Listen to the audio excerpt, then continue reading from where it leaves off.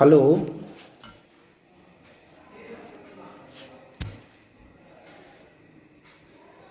Hello.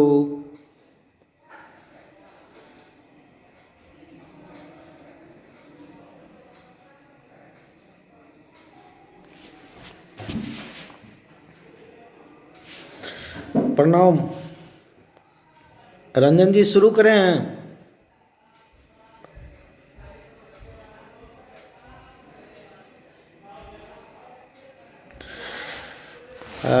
नमस्कार। सभी बड़ों को मेरा प्रणाम और छोटों को मेरी शुभकामनाएं। सर्वप्रथम मैं अखिल भारतीय विद्यार्थी परिषद, जो कि दुनिया का सबसे बड़ा छात्र संगठन है, उसके पूरे परिवार और विशेष रूप से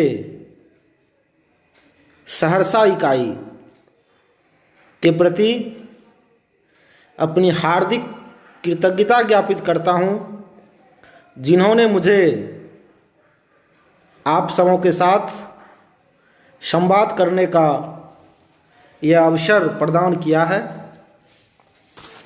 और उसमें विशेष रूप से आप अभी देख रहे हैं कि हमारे साथ बीएन मंडल विश्वविद्यालय के माननीय सीनेट सदस्य, मेरे छोटे भाई के समान रंजन यादव जी, मोनू जी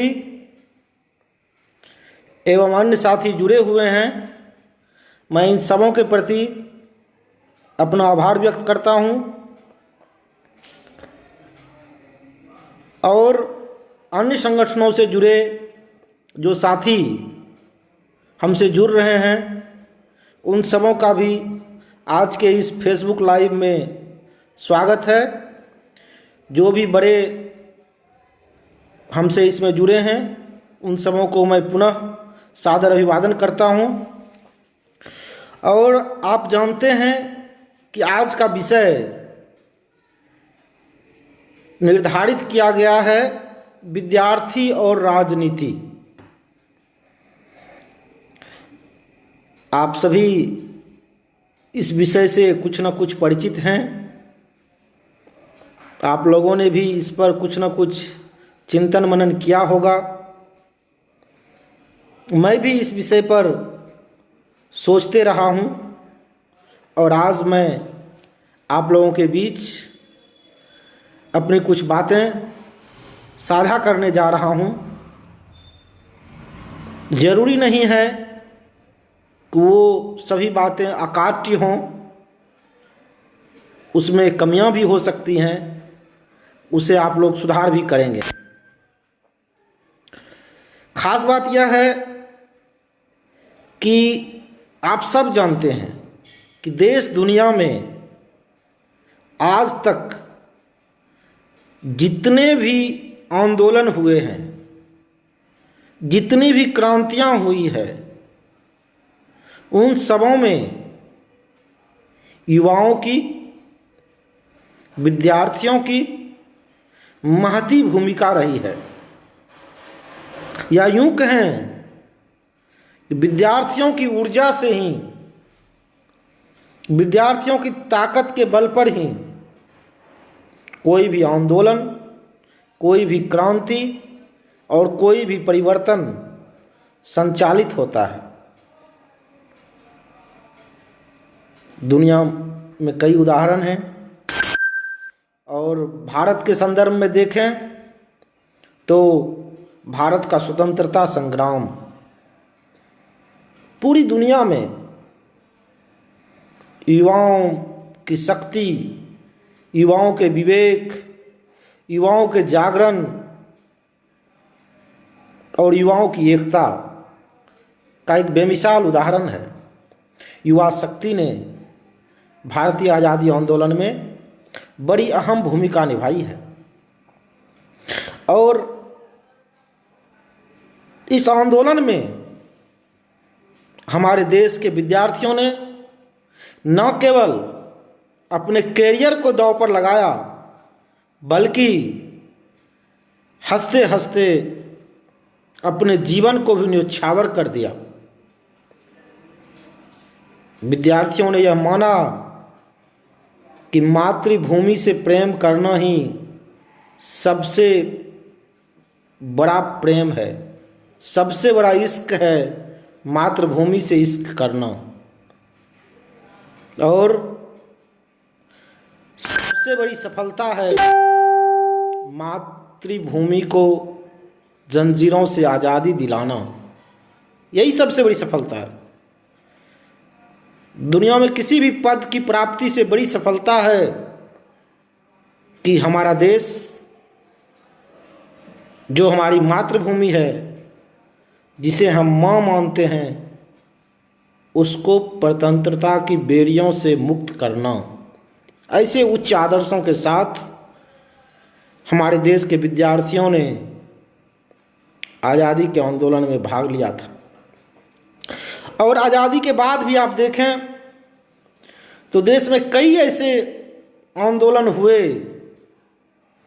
जिन्होंने देश के लोकतंत्र को मजबूत करने में अहम भूमिका निभाई।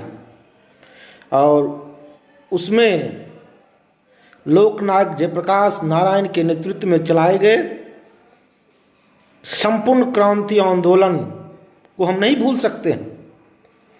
उस आंदोलन में विद्यार्थियों ने न केवल शिक्षा में परिवर्तन के लिए प्रयास किया, बल्कि संपूर्ण समाज के संपूर्ण व्यवस्था, पूरे व्यवस्था में अमूल चूल परिवर्तन, संपूर्ण परिवर्तन के लिए प्रयास किया।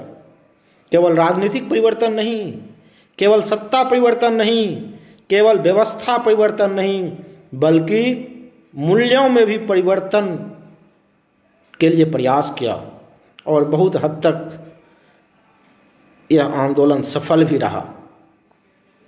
खैर, हम अपने विषय पर आते हैं। हमारा विषय है विद्यार्थी और राजनीति। स्पष्ट विषय है।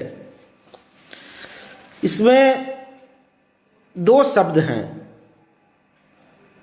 दोनों से आप परिचित हैं, फिर भी मैं पुनः आपका इन शब्दों से एक बार परिचय कराना चाहता हूँ। पहला शब्द है विद्यार्थी।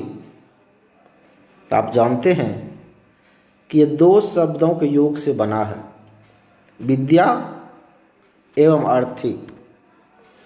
और इसका अर्थ होता है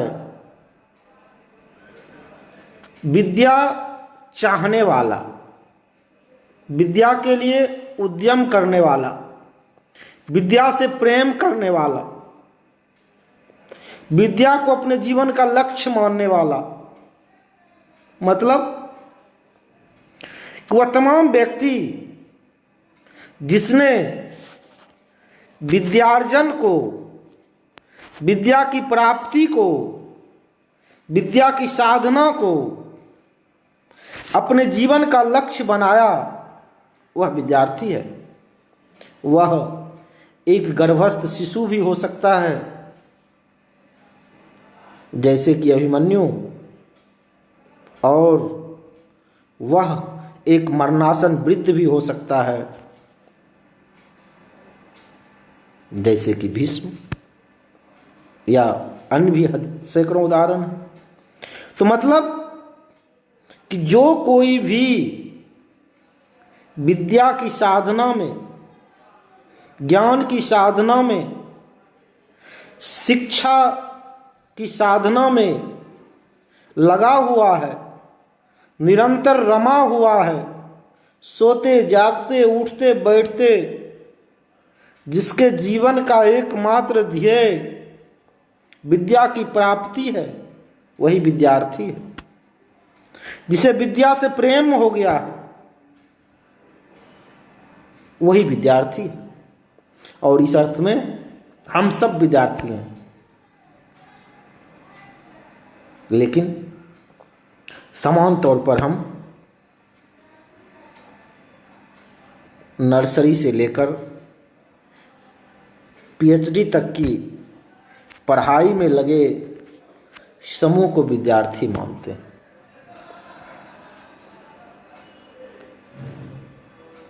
चलिए तत्काल हम इसी विद्यार्थी की चर्चा करें और चर्चा करेंगे कि क्या विद्यार्थियों को राजनीति में भाग लेना चाहिए या नहीं लेना चाहिए। क्या विद्या से प्रेम करने वाले के लिए राजनीति अस्पृश्य है या राजनीति वरेण्य है। हम आगे इस पर चर्चा करेंगे, लेकिन उसके पहले हम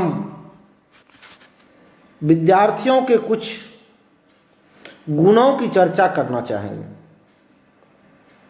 जैसा कि हमने बताया कि पहला और सबसे अनिवार्य गुण तो यही है कि विद्यार्थियों में विद्या के प्रति चाहत होनी चाहिए, कुछ सीखने की तमन्ना होनी चाहिए, जानने समझने की जिज्ञासा होनी चाहिए, लालसा होनी चाहिए, भूख एवं प्यास होनी चाहिए, तड़प होनी चाहिए। लेकिन इसके अलावा भी शास्त्रों में कई गुणों की चर्चा है। विभिन्न विचारकों ने विद्यार्थियों के कई गुण बताए हैं। एक बहुचर्चित संस्कृत श्लोक आप सबों को याद होगा, काक चेष्टा बको ध्यानं स्वान निद्रा तथैव च अल्पहारी गृह त्यागी विद्यार्थी पंच लक्षणम। अर्थात विद्यार्थी के 5 लक्षण बताए गए हैं। नंबर 1, काक चेष्टा, कौवे की तरह चेष्टा होनी चाहिए, अपने लक्ष्य के प्रति सजग सतर्क होना चाहिए। दूसरा, बको ध्यानम, बगुले की तरह ध्यान होना चाहिए। बगुला जब नदी किनारे होता है तो मछली छोड़कर उसको कुछ भी दिखाई नहीं देता है। उसी तरह विद्यार्थी को भी विद्यार्जन के अलावा और कुछ भी दिखाई नहीं देना चाहिए। तीसरा, स्वान निद्रा, कुत्ते की तरह नींद, मतलब सतर्कता, सजगता, सजग रहें, सतर्क रहें, हमेशा तैयार रहें, कब ज्ञान किस रूप में मिल जाए, कहाँ मिल जाए, उसके लिए तत्पर रहें, आलस्य नहीं करें। चौथा, अल्पाहारी, कम भोजन करने वाला। भोजन करेंगे आलस्य आएगा, नींद आएगी, तो फिर पढ़ाई कहाँ से होगी। शरीर जब तपता है तभी ज्ञान की प्राप्ति होती है। और 5वां, गृह त्यागी, अपने घर परिवार का त्याग करने वाला, उसके मोह ममता में नहीं फंसने वाला। घर परिवार जरूरी है, लेकिन उसके मोह बंधन में बंधना नहीं है। शिक्षा के मार्ग में, विद्या अर्जन के मार्ग में उसे बाधक नहीं बनने देना है। एक अन्य श्लोक कहता है, सुखार्थिनः कुतो विद्या विद्यार्थिनः कुतो सुखम सुखार्थी वा त्यजेत विद्या विद्यार्थी वा त्यजेत सुखम। अर्थात सुख चाहने वाले को विद्या छोड़ देनी चाहिए और विद्या चाहने वाले को सुख छोड़ देना चाहिए, क्योंकि सुख चाहने वाले को विद्या नहीं आ सकती और विद्या चाहने वाले को सुख कहाँ। अब है नींद किसे, अब है चैन कहाँ। वो लगन, वो प्रेरणा, जुनून, तभी आप सही मायने में ज्ञान को प्राप्त कर सकते हैं। ये इश्क नहीं आसान, बस इतना समझ लीजिए, एक आग का दरिया है और डूब के जाना। कठिन साधना है शिक्षा, विद्या। तो कुछ खास होना पड़ेगा, समथिंग डिफरेंट। आम आदमी से विद्यार्थी को कुछ डिफरेंट होना पड़ेगा। सभी विद्यार्थी मनुष्य होते हैं, लेकिन सभी मनुष्य विद्यार्थी नहीं कहे जाते हैं, और सभी विद्यार्थी भी सही मायने में विद्यार्थी नहीं होते हैं। हमको विद्यार्थी बनना पड़ता है। विद्यार्थी बनने के लिए कई गुणों को धारण करना पड़ता है। कई गुण हैं, लेकिन समों की चर्चा का ना तो समय है और ना ही जरूरत है। मैं सिर्फ 3 गुणों की चर्चा करना चाहूँगा। त्रिगुण, विद्यार्थियों के लिए नितांत आवश्यक त्रिगुण, और वह त्रिगुण है ज्ञान, शील एवं एकता। परिषद के सभी लोग जानते हो, परिषद का यह सूत्र वाक्य भी है। अगर हम इस तीनों गुणों को समझ लें तो न केवल हमारा विद्यार्थी जीवन बल्कि हमारा संपूर्ण जीवन सफल हो सकता है। तो आइए हम इन तीनों गुणों को समझने का प्रयास करें। सबसे पहला है ज्ञान। हम लोग इसकी चर्चा शुरू में कर चुके हैं। ज्ञान का क्या अर्थ? ज्ञान यानी विद्या, विवेक। विवेक सत्य एवं असत्य का ज्ञान, न्याय एवं अन्याय का ज्ञान, उचित एवं अनुचित का ज्ञान, धर्म एवं अधर्म का ज्ञान, दूध एवं पानी का ज्ञान। हंस की दृष्टि, हंस का विवेक, दूध का दूध और पानी का पानी, ये ज्ञान है। और यह ज्ञान मात्र सूचनाओं का संग्रह और तथ्यों का संकलन नहीं है।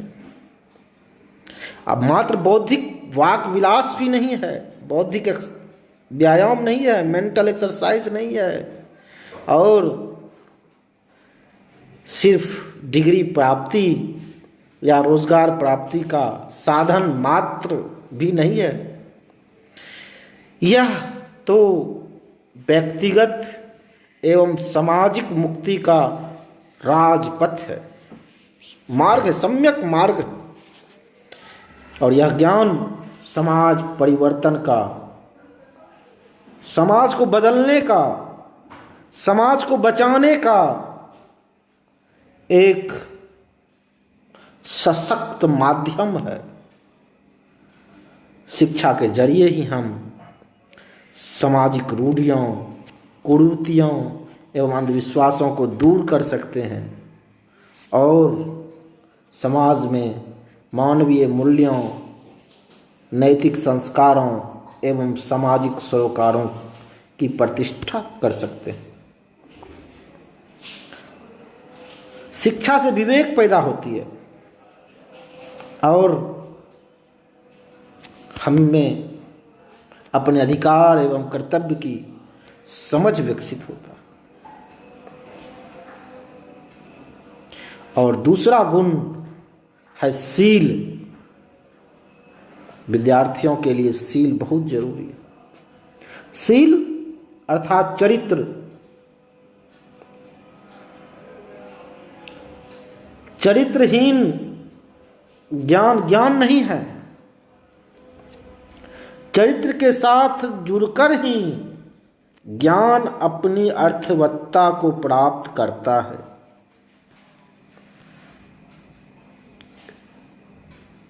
और ज्ञान का कर्म के रूप में प्रगटीकरण चरित्र है, शील है। कहा गया है कि ज्ञानं भारं क्रिया बिना, कर्म के बिना, क्रिया के बिना, चरित्र के बिना ज्ञान भार है, बोझ है।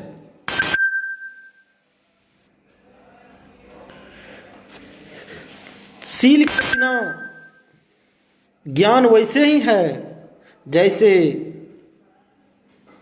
कि एक खूबसूरत रेशमी लिबास में लिपटा हुआ कोई मुर्दा शरीर। यही कारण है कि पूरी दुनिया में और विशेषकर भारतीय संस्कृति, भारतीय सभ्यता, भारतीय ज्ञान परंपरा में चरित्र को अत्यधिक महत्व दिया गया है।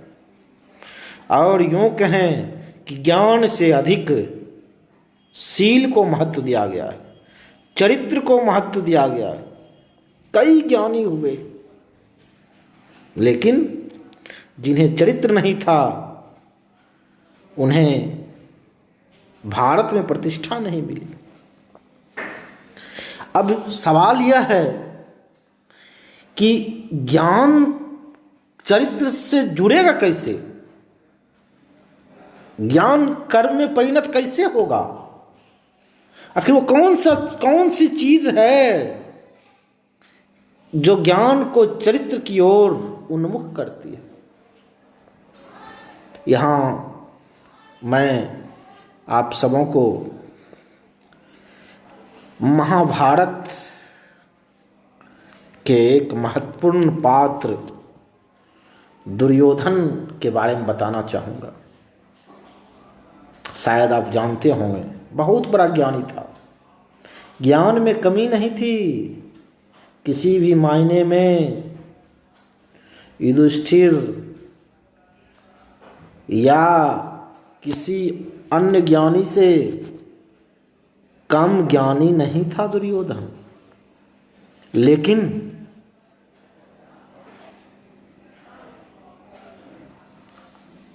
चरित्र नहीं था।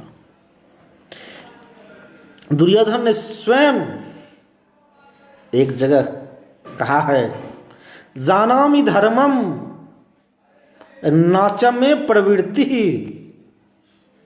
जानामि अधर्मम नाचमे निवृत्ति।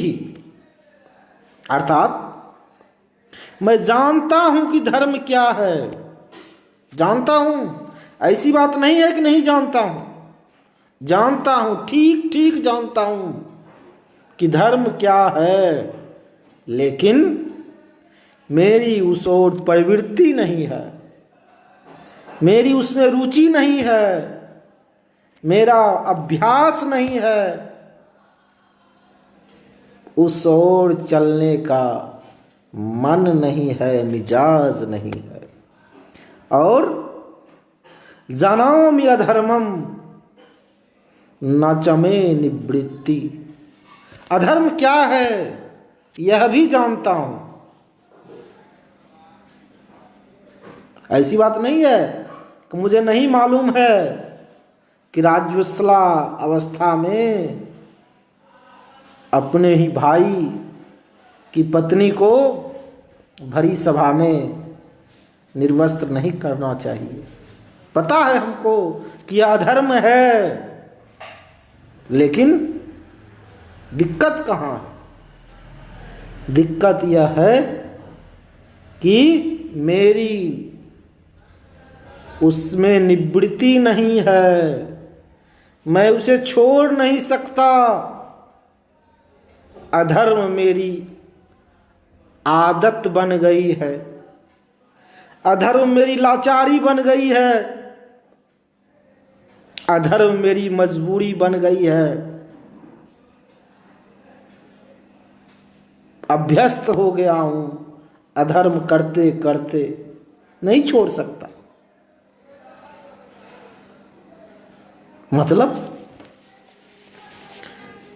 मतलब यह कि हमें निरंतर ज्ञान को एक तो परिष्कृत करना है, नित्य नए नए आयाम ढूंढने हैं, उन तक पहुंचना है। और दूसरी बात कि अपने ज्ञान के अनुरूप जीवन जीने का अभ्यास करना है। ज्ञान को जीवन में उतारने का अभ्यास करना है। निरंतर अभ्यास से ही हम सील को प्राप्त कर सकते हैं, आचरण को प्राप्त कर सकते हैं, ज्ञान एवं चरित्र की ऊंचाइयों को प्राप्त कर सकते हैं, बड़ी बड़ी सिद्धियों को प्राप्त कर सकते हैं अभ्यास के माध्यम से।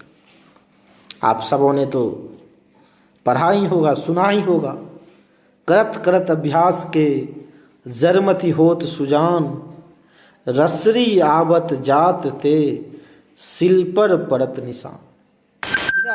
दूसरा कोई रास्ता नहीं है। अभ्यास के अलावा अभ्यास ही मनुष्य को पूर्ण बनाती है। वो अभ्यास ही है जो ज्ञान को चरित्र में ढालती है। अभ्यास ही है जिसके माध्यम से ज्ञान हमारे काम आता है। नहीं तो वक्त पे ज्ञान नहीं काम आ सकता अगर हम अभ्यास नहीं करेंगे तो। अगर सैनिक नित्य निरंतर अभ्यास नहीं करेगा तो वो एकाएक युद्ध के मैदान में जाकर अपनी वीरता नहीं दिखा सकेगा। अगर हम घर में लिखने का अभ्यास नहीं करेंगे तो परीक्षा कक्ष में हम अच्छा प्रदर्शन नहीं कर सकते। नेट पर बैटिंग नहीं करेंगे तो डायरेक्ट ईडन गार्डन और लॉर्ड्स के मैदान में शतक नहीं जड़ सकते हैं। एक आध दो बार भूल चूक से हो जाए, धोखे से हो जाए, निरंतर नहीं हो सकता है। अभ्यास से ही हो सकता है। तो कहने का मतलब यह है कि ज्ञान के साथ सील चरित्र का होना बहुत ही जरूरी है। क्योंकि शिक्षा जो है यह एक दुधारी तलवार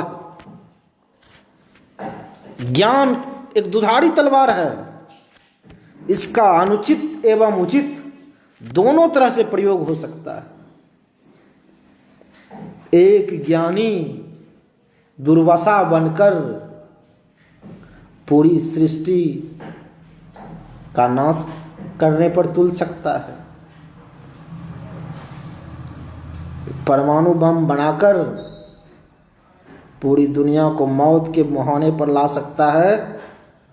तो एक दूसरा व्यक्ति उसी परमाणु ऊर्जा को बिजली बनाने से लेकर अन्य समाजोपयोगी कार्य में लगा सकता है। तो ज्ञान का प्रयोग मानव के हित में कैसे होगा, समाज के हित में क्या होगा, कैसे होगा, पूरे चराचर जगत के हित में कैसे होगा, तो ये सील से ही होगा।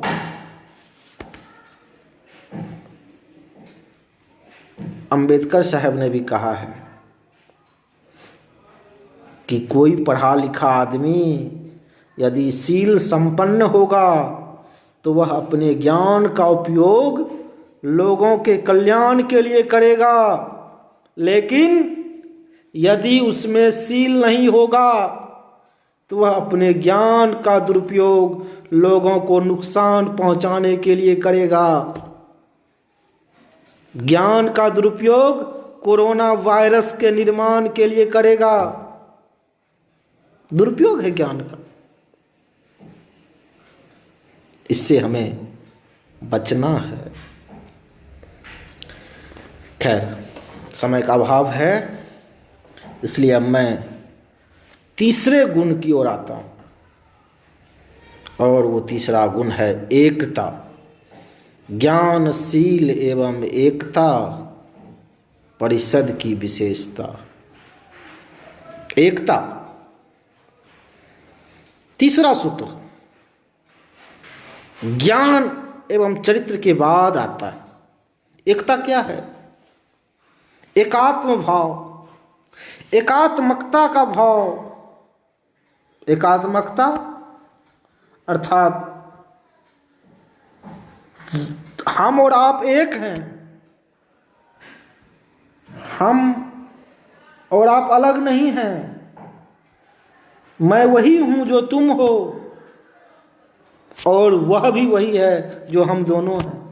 पूरी दुनिया एक है, दुनिया के सभी मनुष्य एक हैं, और मनुष्य ही क्यों, पशु पक्षी सभी प्राणी, जंगल पहाड़ पेड़ पौधे नदियाँ पहाड़ पत्थर चराचर जगत सब एक है, सभी एक दूसरे से जुड़े हैं।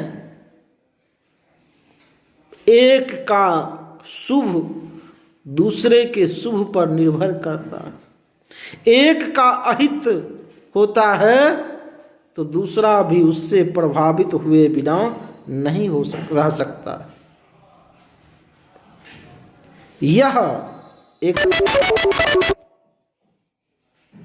तभी आ सकता है जब हमारे जीवन में सम्यक ज्ञान एवं सम्यक चरित्र आता है। सम्यक ज्ञान ही हमें यह भाव हमारे अंदर जगाता है और फिर हम वसुधैव कुटुम्बकम सर्वे भवन्तु सुखिनः सर्वे सन्तु निरामयः की दृष्टि से संपन्न हो जाते हैं। फिर प्रेम एवं भाईचारे का जन्म होता है और वह प्रेम सिर्फ अपने संगठन के लोगों के लिए या अपने धर्म के लोगों के लिए या सिर्फ अपने जाति के लोगों के लिए या सिर्फ अपने देश के लोगों के लिए नहीं रह जाता है, बल्कि चराचर जगत तक फैल जाता है। चाहे वो किसी भी संगठन का व्यक्ति क्यों ना हो, किसी भी जाति का व्यक्ति क्यों नहीं हो, किसी भी धर्म और किसी भी देश का व्यक्ति या व्यक्ति से इतर ही प्राणी क्यों नहीं हो, उसके प्रति प्रेम की प्रकाष्ठा यही है ज्ञान की परम गति और यही है चरित्र की सर्वोच्च चोटी। जो व्यक्ति अपने ही समान दूसरों को भी मानता है वही सबसे बड़ा चरित्रवान है। और ये सिंपल है, ये कोई बड़ी बड़ी बात नहीं है। इसका एक सिंपल सा सूत्र है जो आप सब जानते हैं, मैं सिर्फ दोहरा रहा हूं उसको, और वह सूत्र है कि दूसरों के साथ, समझ रहे हैं, दूसरों के साथ वही व्यवहार करो जो तुम चाहते हो कि दूसरा तुम्हारे साथ करे। बस सिंपल साधारण सा ही बात है। और इसके उलट कि किसी भी दूसरे के साथ वैसा व्यवहार नहीं करो जो तुम चाहते हो कि कोई दूसरा तुम्हारे साथ नहीं करे। बस अगर आप चाहते हैं कि पूरी दुनिया आपको नमस्कार करे तो भैया आप पूरी दुनिया को नमस्कार करना शुरू करो। इससे अच्छा कोई रास्ता नहीं है। आप ताकत के बल पर पूरी दुनिया को नहीं झुका सकते हैं। खैर, समय कम है, 25 मिनट होने को है और अभी हम लोग अपने विषय के पहले ही भाग में, और दूसरे भाग पर आना है, फिर दोनों भाग को जोड़ना भी है, क्योंकि तभी ये टॉपिक पूरा होगा। रिसर्च तो यही कहता है। सिर्फ अलग से हम विद्यार्थी पर बोल दें, अलग से राजनीति पर बोल दें तो ये तो विद्यार्थी और राजनीति नहीं हुआ, और कहाँ जाएगा। और भी तो एक शब्द है, और पर भी बोलना पड़ेगा। तो थोड़ा अब समय हम राजनीति पर देंगे। राजनीति पूरा पॉपुलर चीज है, भारत का बच्चा बच्चा राजनीतिज्ञ है। और बिहार का तो खैर बात ही छोड़िए, बिहार का तो कण कण राजनीति की सुगंध से भरा हुआ है, राजनीतिक परिवर्तनों का गवाह है। बिहार की यह धरती सामाजिक परिवर्तन का भी, शैक्षणिक परिवर्तन का भी गवाह रही है। बिहार की धरती, राजनीति सिंपल सा साधारण अर्थ है, राज की नीति, शासन की नीति, शासन व्यवस्था कैसे संचालित हो, उससे संबंधित नीति, क्या उसकी नीति होगी, उस राजनीति कहते हैं।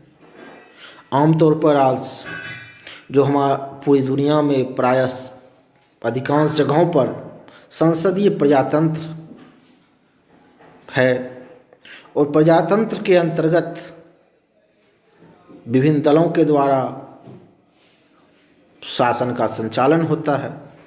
और राजनीतिक दलों से आबद्धता को ही हम राजनीति मानते हैं। कोई राजनीति कर रहा है तो कोई किसी न किसी राजनीतिक दल का सदस्य है, ऐसा हम मानते हैं।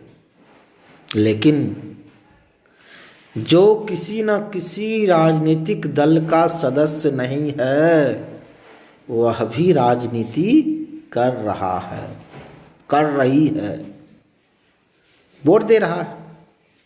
अब वोट नहीं भी दे रहा है, नोटा को दबा रहा है, नोटा को दबाना भी एक राजनीति है।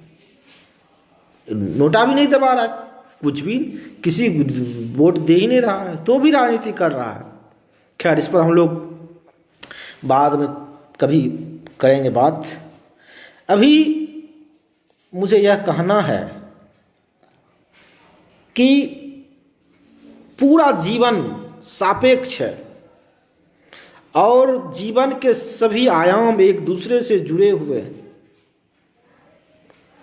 समाज, धर्म, राजनीति, शिक्षा, संस्कृति सभी एक दूसरे से संबंधित है, सभी एक दूसरे के सापेक्ष हैं। किसी को किसी से अलग नहीं किया जा सकता है। इस पूरा जीवन सबों के सापेक्ष है और राजनीति के भी सापेक्ष। जीवन का कोई भी आयाम राजनीति से अछूता नहीं रह सकता, राजनीति के निरपेक्ष नहीं रह सकता। यह जीवन राजनीति से प्रभावित है, संचालित है और राजनीति द्वारा ही निर्धारित है। महात्मा गांधी ने भी कहा है कि आज राजनीति ने हमें सांप की कुंडली की तरह चारों ओर से घेर लिया है। हमारे जीवन का प्रत्येक क्षेत्र राजनीति से ही परिचालित, संचालित एवं नियंत्रित हो रहा है।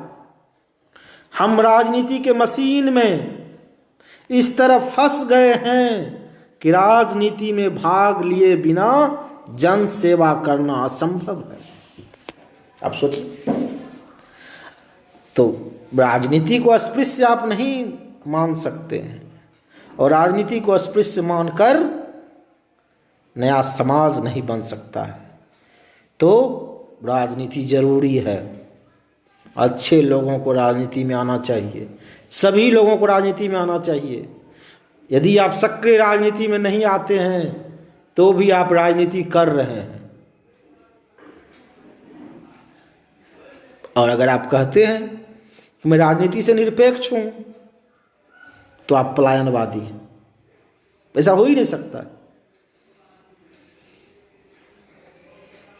तो विद्यार्थी को राजनीति में भाग लेना चाहिए या नहीं लेना चाहिए? विद्यार्थी को भी लेना चाहिए, लेना पड़ेगा। शिक्षा व्यवस्था भी राजनीति से प्रभावित होती है, तो विद्यार्थी राजनीति में भाग नहीं लेंगे तो काम नहीं चलने वाला है।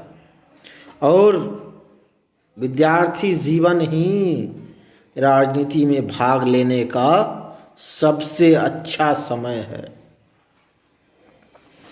खैर, अभी हम लोग बात कर रहे थे सापेक्षता की। तो सापेक्ष है, सब कुछ सापेक्ष है, सब एक दूसरे के सापेक्ष है।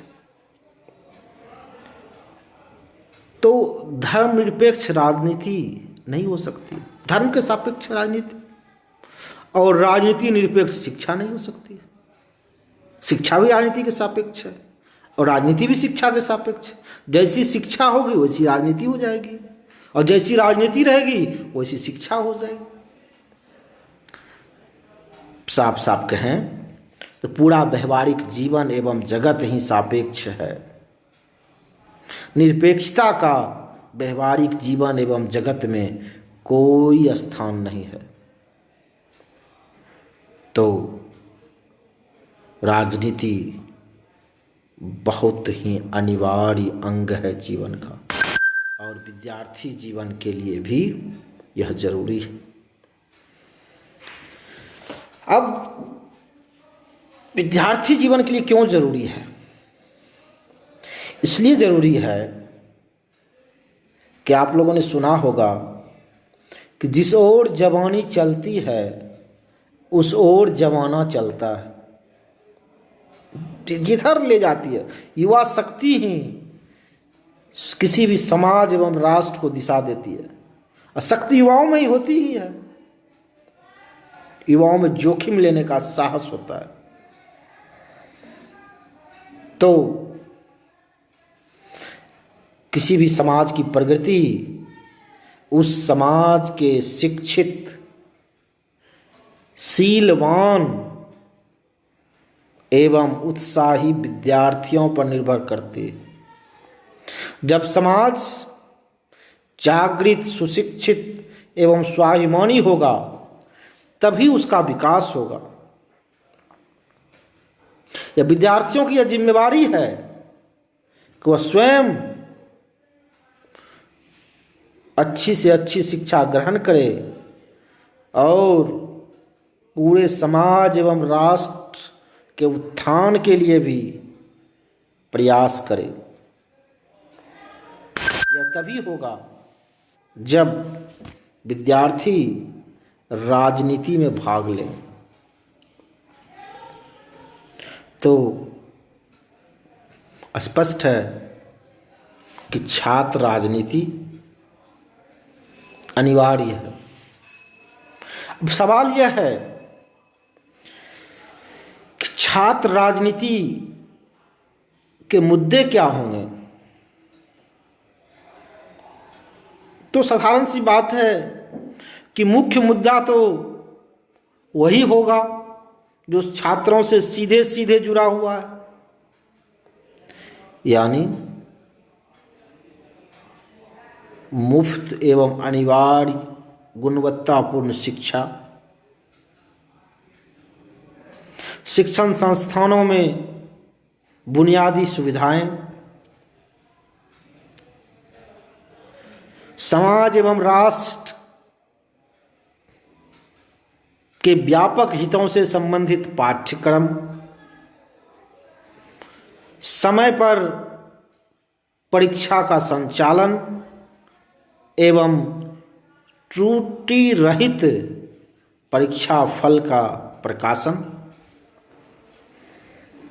यथा योग्य रोजगार की व्यवस्था, ये तमाम चीजें छात्र राजनीति की केंद्रीय मांग है। लेकिन इसका यह मतलब कदापि नहीं है कि छात्र राजनीति समाज एवं राष्ट्र के व्यापक सवालों पर हस्तक्षेप नहीं करे। समाज एवं राष्ट्र, पूरी शिक्षा व्यवस्था, पूरी राजनीति, इनके समग्र परिवर्तन का एजेंडा भी छात्र राजनीति का एक महत्वपूर्ण एजेंडा है और होना भी चाहिए। यदि छात्र सिर्फ अपने ही हितों के लिए लड़ाई लड़ेंगे तो वो लड़ाई कारगर नहीं होगी। छात्रों का यह कर्तव्य है कि वह किसानों के सवाल, मजदूरों के सवाल, दलितों, वंचितों, आदिवासियों के सवाल एवं समाज के व्यापक सवालों को भी उठाए। यह भी छात्र राजनीति का काम है। अगर कोई कहता है कि इन सवालों को उठाकर छात्र अनुचित काम कर रहे हैं, तो मैं उनसे सहमत नहीं हूं। देश एवं समाज के व्यापक सवालों को उठाकर ही छात्र राजनीति अपने औचित्य को ग्रहण कर सकती है। और शिक्षा में परिवर्तन का सवाल या राजनीति में परिवर्तन का सवाल, यह सवाल भी समाज एवं राष्ट्र के व्यापक परिवर्तनों से जुड़ा हुआ है। यदि आप चाहते हैं कि शिक्षा व्यवस्था जातिगत भेदभाव से मुक्त हो, राजनीति में जाति का हस्तक्षेप कम हो, तो आपको अपनी समाज व्यवस्था को जाति मुक्त करना पड़ेगा, अपने राष्ट्र को जाति मुक्त करना पड़ेगा। ये दोहरापन नहीं चल सकता है कि समाज में तो जातियां बनी रहे, जीवन व्यवहार में जातियां बनी रहे, और हम राजनीति से अपेक्षा करें कि वो जाति निरपेक्ष हो जाए। हम शिक्षण संस्थानों से यह अपेक्षा करें कि वहाँ जातिगत भेदभाव नहीं हो सकता है। समाज बदलेगा तभी शिक्षा व्यवस्था बदलेगी, और शिक्षा व्यवस्था बदलेगी तभी समाज बदलेगा। दोनों का दोनों पर प्रभाव पड़ता है। उसी तरह से अगर आप चरित्र चाहते हैं कि चरित्रवान विद्यार्थी बने, चरित्रवान शिक्षक बने, चरित्रवान राजनेता पैदा हो, तो समाज को भी चरित्रवान बनाना पड़ेगा। आखिर कौन शिक्षक बनते हैं? शिक्षक कोई मंगल ग्रह के प्राणी नहीं होते, वो भी हमारे सामाजिक ढांचे से ही आते हैं। राजनीतिज्ञ भी हमारे ही बीच से आते हैं। तो हमें ये दोनों स्तर पर काम करना पड़ेगा। परिवर्तन के लिए हमें दो तरफा प्रयास करने पड़ेंगे। व्यक्ति के जीवन में भी मूल्यों की प्रतिष्ठा करनी होगी, और समाज में भी नैतिक मूल्यों को जगह देना होगा।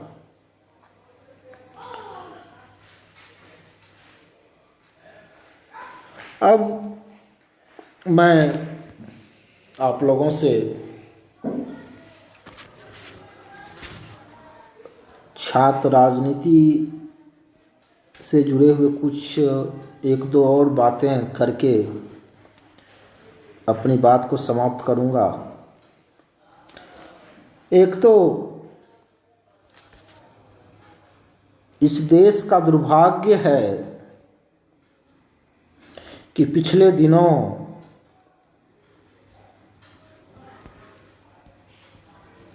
कुछ रिपोर्ट को आधार बनाकर छात्र संघ को सीमित कर दिया गया। कैंपस की राजनीति को कुंद कर दिया गया, कुंठित कर दिया गया। यह देश की राजनीति के लिए बहुत ही नुकसानदेह रहा। आज हम देखते हैं कि कहीं भी छात्र संघ सही मायनों में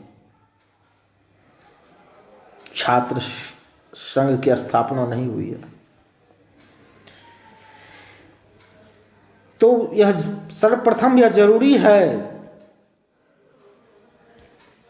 कि सभी विश्वविद्यालयों में छात्र संघ की स्थापना हो और दंत विहीन, नख विहीन, शक्ति विहीन छात्र संघ नहीं, बल्कि पूरी ताकत, पूरे अधिकारों के साथ संपन्न, सुसंपन्न छात्र संघ तो बहुत जरूरी है।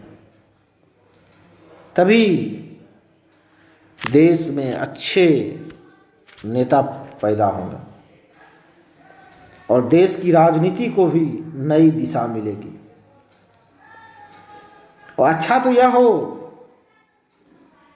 कि स्कूल स्तर पर ही छात्र संघ की व्यवस्था की जाए। स्कूलों के मैनेजमेंट में भी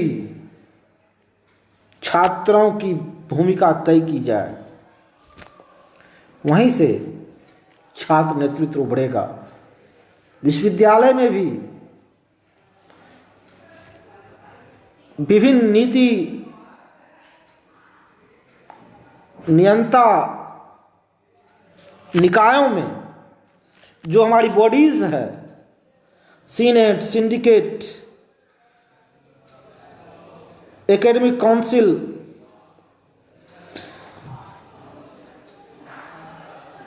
डिपार्टमेंटल रिसर्च काउंसिल,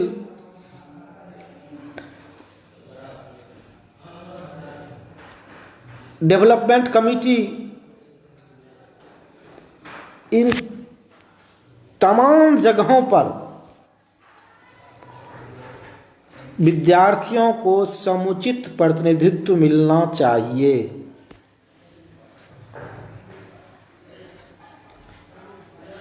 यह एक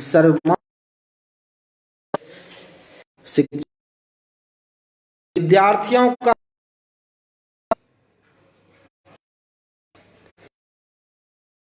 है, तो इसे विद्यार्थियों के द्वारा भी के लिए इसमें बढ़ेगी। तो मैं कि शिक्षण संस्थानों में चाहे वो पाठ्य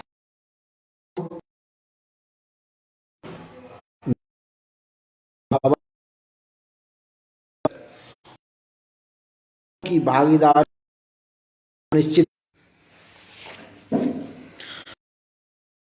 में परेशानी है, इसलिए संक्षिप्त अपनी बातों को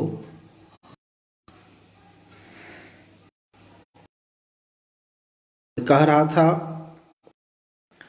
कि शिक्षण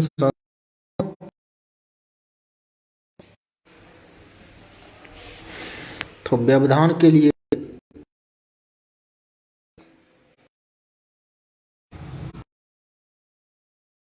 तो पहली बात मैं रहा था कि निकायों में विद्यार्थियों की भागीदारी बढ़े।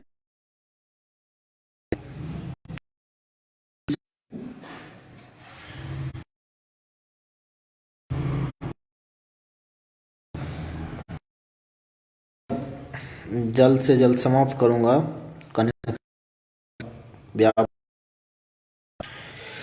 तो मैं एक बात कि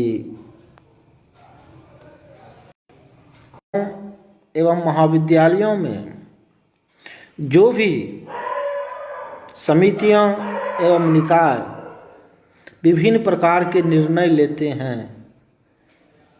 उनमें विद्यार्थियों की भागीदारी बढ़नी चाहिए।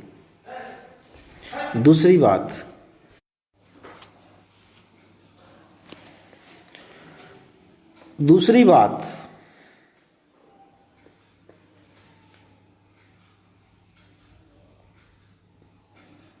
विभिन्न आंदोलनों के क्रम में अलग अलग छात्र संगठनों के प्रतिनिधियों पर अलग अलग विश्वविद्यालयों एवं महाविद्यालयों में